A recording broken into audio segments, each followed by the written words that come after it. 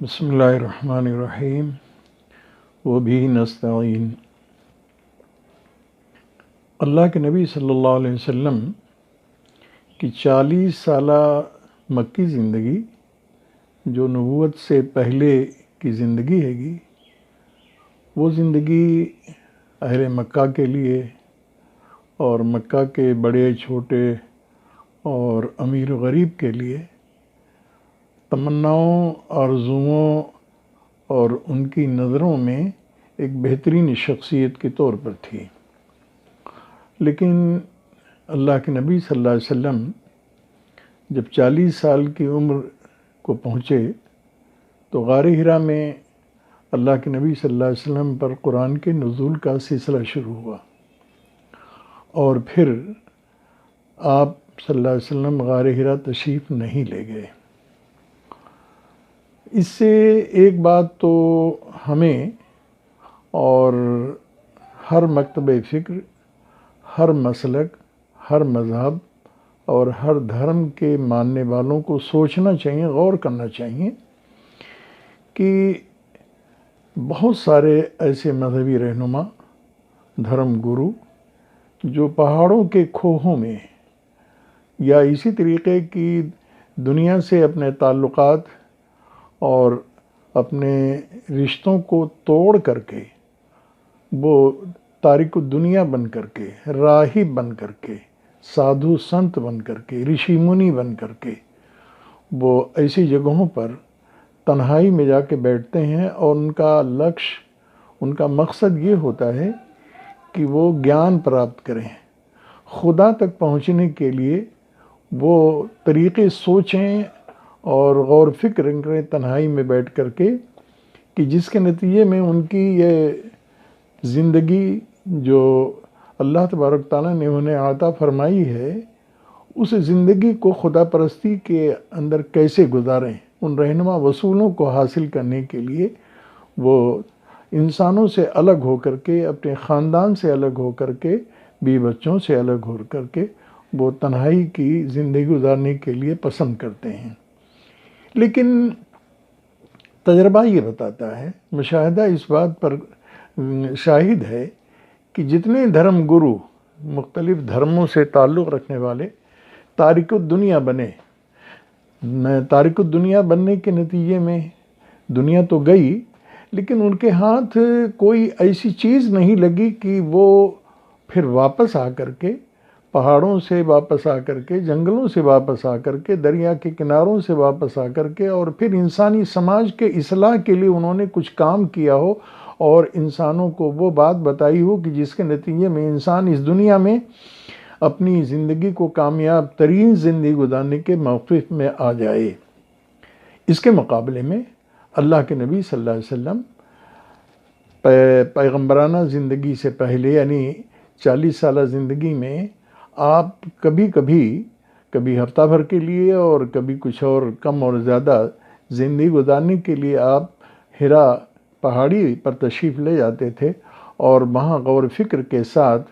خدا کی مرضی کیسے حاصل کی جائے،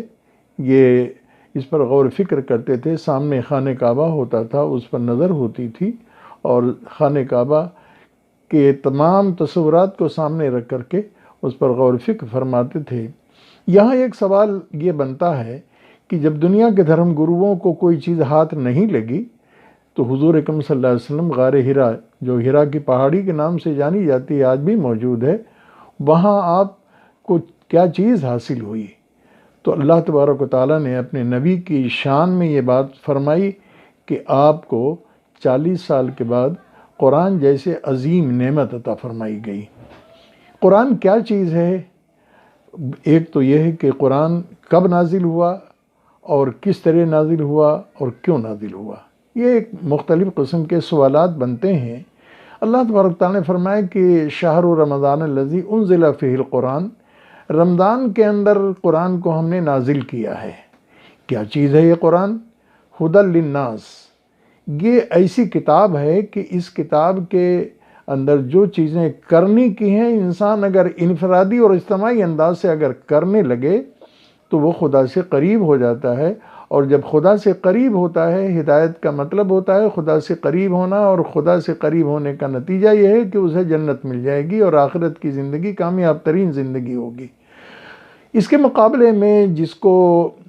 ہدایت کے بجائے، خدا سے قرب کے بجائے، جس کو عربی زبان میں ضلالت کہتے ہیں، وہ خدا سے دوری کو کہتے ہیں۔ جو خدا سے دور ہوتا ہے وہ جہنم رسید ہوتا ہے، اسے جہنم میں پہنچا دیا جاتا ہے۔ آخرت میں اسے دنیا کی زندگی میں اس کی، وہ چاہے دولت کے اعتبار سے، عہدہ اور منصب کے اعتبار سے، سیاسی اقتدار کے اعتبار سے، وہ چاہے کتنے اونچے مقام پر فائز ہو گیا ہو، لیکن صحیح بات یہ ہے کہ اس کو کامیابی نہیں کہتے ہیں۔ کامیابی تو اسے کہتے ہیں کہ جس مقصد کے لیے اس کو پیدا کیا گیا ہے، اس مقصد کو پورا کرنے میں وہ عملی انداز اختیار کرے۔ اللہ کے نبی صلی اللہ علیہ وسلم 40 سال کی زندگی کے بعد جب نبی بنائے گئے اور آپ اللہ کے رسول کی حیثیت سے پھر غار حرا تشریف نہیں لے گئے، بلکہ آپ کو وہ حیثیت حاصل ہو گئی، اور قرآن نے بتایا کہ اب آپ کو کسی تنہائی کی ضرورت نہیں ہے، بلکہ انسانی سماج میں پہنچ کر کے انسانوں کے اندر جو ایک خدا کی بیداری، آخرت کی فراموشی اور اس قسم کی جو بیماریاں پیدا ہو گئی ہیں، انہیں دور کرنے کی کوشش کی ہے۔ قرآن کہتا ہے یا ایھا المدثر قم فانذر وربک فکبر وثیابک فطہر، اے اوڑھ لپیٹ کر لیٹنے والے اٹھو، دنیا کو ڈراؤ، جہنم سے ڈراؤ۔ دنیا میں خدا بیداری کے روش کو اختیار کرنے کے نتیجے میں جو ناکامی کا منہ دیکھنا ہے، اس سے ڈراؤ لوگوں کو، اور اس سے ڈراؤ کہ جس کے نتیجے میں انسان کی زندگی بجائے اس کے کہ وہ خوشی اور مسرت کی زندگی ہو، اطمینان اور آرام کی زندگی ہو، بے اطمینانی اور بے چینی کے ساتھ اس کی زندگی گزرنے لگے، اس سے ڈراؤ۔ تو دنیا اور آخرت کی کامیابی لوگوں کو بتاؤ۔ فَأَنذِرْ وَرَبَّكَ فَكَبِّرْ۔ بہت سارے لوگ اپنی اپنی کبریائی کا ڈنکا بجا رہے ہیں، بہت سارے لوگوں کے کبریائی اور ان کی بڑائی اور ان کے اقتدار کا ڈنکا بجایا جا رہا ہے، وہ چاہے سیاسی اعتبار سے ڈنکا بج رہا ہو، چاہے دولت و ثروت کے اعتبار سے ڈنکا بج رہا ہو، چاہے طاقت اور قوت کے اعتبار سے ڈنکا بج رہا ہو۔ ایسی صورت میں تمام ہی لوگوں کے ان تمام اعلانات کے مقابلے میں وَرَبَّكَ فَكَبِّرْ، صرف ایک رب کی کبریائی کا تو اعلان کرو، اور اللہ تبارک تعالیٰ کے بڑا ہونے اور اسی کے اکبر ہونے کے سلسلے میں لوگوں کو متوجہ کرو۔ محترم سامعین اور ناظرین، یہ ہمیں سوچنا ہوگا کہ قرآن کریم جو اللہ کے نبی صلی اللہ علیہ وسلم کو جب دیا گیا، تو آپ غور فرمائیں کہ حرم میں جو آج بھی حرم موجود ہے، اس زمانے میں ایک حرم کے ایک کونے میں ایک جگہ مختص کر رکھی تھی، جہاں مکے کے سردار اور وہاں جو طاقت والے لوگ تھے وہ بیٹھ کر کے مختلف مسائل پر غور کیا کرتے تھے۔ اس کا نام دار الندوہ تھا۔ آج اور یہ قرآن کریم کے نزول کے بعد اس دار الندوہ میں مختلف قسم کے مسائل زیر غور آنے لگے، اور سب سے اہم مسئلہ جو زیر غور آیا وہ مسئلہ تھا کہ اسلام کو کیسے روکا جائے، قرآنی تعلیمات کو کیسے روکا جائے، قرآنی تعلیمات کا مقابلہ کیسے کیا جائے۔ اس کے لیے دار الندوہ میں مشورہ کیا جاتا تھا۔ آج آپ غور فرمائیں کہ اس اتنی بڑی دنیا میں، اتنی بڑی جو عالم ہے، اس میں کہیں بھی دار الندوہ ٹائپ کی کوئی چیز نہیں ہے، اس لیے کہ ہم نے قرآن کو پیش کرنے کے بجائے، قرآنی تعلیمات کو لوگوں کے سامنے رکھنے کے بجائے، قرآنی ہدایات کو لوگوں کے سامنے پیش کرنے کے بجائے، ہم نے ایک دوسرا راستہ اختیار کیا ہے۔ ہم نے وہ طریقہ نہیں اختیار کیا ہے کہ جو طریقہ قرآن ہم کو بتاتا ہے۔ اس لیے ہمیں غور کرنا چاہیے کہ یہ اسلام، یہ ایک متبادل کے طور پر آج اگر یہ ہوتا تو یقینی طور پر اس کے راستے میں رکاوٹیں آتی، لیکن رکاوٹوں کے نہ آنے کا مطلب یہ ہے کہ ہم نے گویا کہ اسلام کو، قرآن کو لوگوں کے سامنے پیش نہیں کیا۔ حضرت عائشہ صدیقہ رضی اللہ تعالیٰ عنہ سے آپ کے انتقال کے بعد ایک صحابی رسول نے پوچھا، ام المومنین، حضور اکرم صلی اللہ علیہ وسلم کے حیات طیبہ کے بارے میں، آپ کی زندگی کے بارے میں کچھ بتائیے، یعنی آپ کی گھریلو زندگی کیسی تھی۔ حضرت عائشہ نے پوچھا کیا تم قرآن نہیں پڑھتے ہو؟ انہوں نے کہا قرآن تو پڑھتے ہیں۔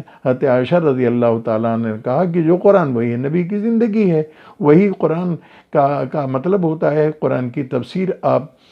تو گویا کہ اللہ تبارک تعالیٰ نے قرآن کی شکل میں انسانوں کی ہدایت کے لیے اور بامقصد زندگی گزارنے کے لیے وصول عطا فرمائے ہیں، اور نبی اکرم صلی اللہ علیہ وسلم کے حیات طیبہ انسانوں کے لیے مثال کے طور پر وصول خدا کی جانب سے دیے گئے، اور اس کی مثال نبی کی طرف سے ہمیں اور آپ کو عطا ہوئی ہے۔ لہذا وصول اور مثال میں جب یکسانیت ہوگی، انسان کامیاب ہوگا، مختلف مسائل اور مصائب سے اس کو نجات ملے گی، اور دنیا اور آخرت میں اس کو کامیابی نصیب ہوگی۔